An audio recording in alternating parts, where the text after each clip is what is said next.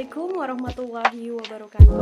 Kembali lagi dengan saya Amalia Putri Febrianti Nyantenan dari program studi Tadris Bahasa Inggris Institut Agama Islam IAIN Manado.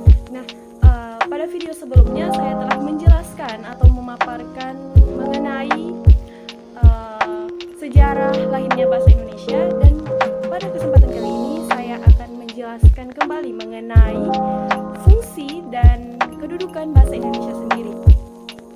Oke, langsung saja.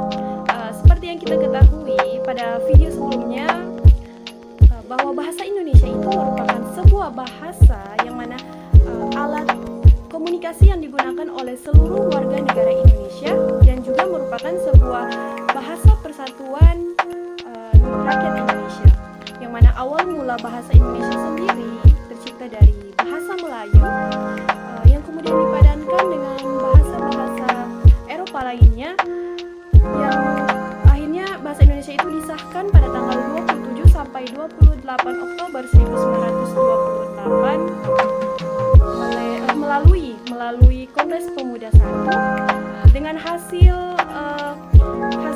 yaitu berdasarkan isi dari Sumpah Pemuda tersebut.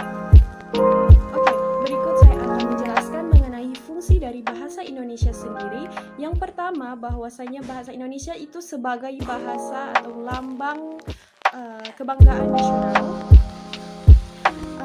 yang mana kita sebagai warga negara Indonesia itu patut menjunjung tinggi bahasa kita, yaitu bahasa Indonesia yang memancarkan nilai-nilai kebudayaan luhur yang merupakan cerminan dari bangsa Indonesia sendiri.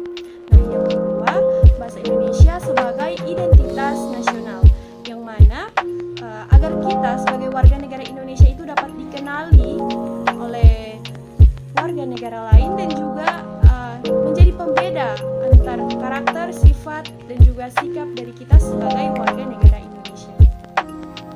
Yang ketiga, bahwasanya bahasa Indonesia itu sebagai alat pemersatu antara bangsa Indonesia, yang mana masyarakat Indonesia itu memiliki latar belakang kebudayaan yang berbeda-beda, sehingga dengan bahasa Indonesia itu dapat menyatukannya. Dan yang keempat, bahasa Indonesia sebagai alat penghubung antara budaya dan daerah, yang artinya dengan bahasa Indonesia itu kita dapat berinteraksi dengan segala bidang kehidupan.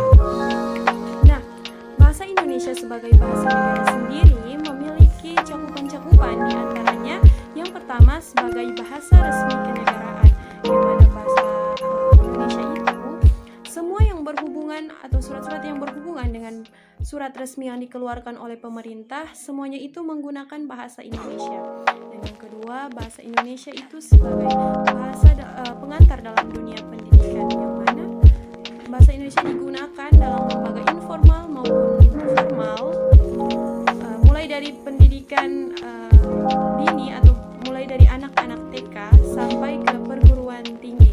Dan yang ketiga, bahasa Indonesia sebagai bahasa resmi serta penghubung pada tingkat nasional dan kepentingan rakyat. Dan yang keempat, bahasa Indonesia sebagai alat pengembang kebudayaan. Selanjutnya, mengenai fungsi dari bahasa Indonesia secara khusus, yang mana fungsi dari bahasa Indonesia yang pertama mewujudkan hubungan dalam interaksi kehidupan sehari-hari, dan yang kedua itu mewujudkan seni atau sastra, yang mana bahasa Indonesia itu digunakan untuk dapat juga digunakan untuk meluapkan atau mengungkapkan perasaan melalui media seni seperti puisi, syair, dan lain-lain. Dan yang ketiga, mempelajari bahasa-bahasa kuno guna menambah wawasan kita dan juga mengantisipasi agar kejadian lalu tidak terjadi kembali. Dan yang keempat, memahami iptek agar kita dapat mencapai taraf hidup yang lebih baik.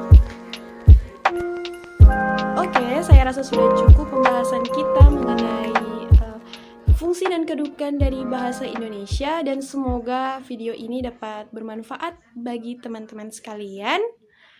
Dan sekian dari saya. Wassalamualaikum warahmatullahi wabarakatuh.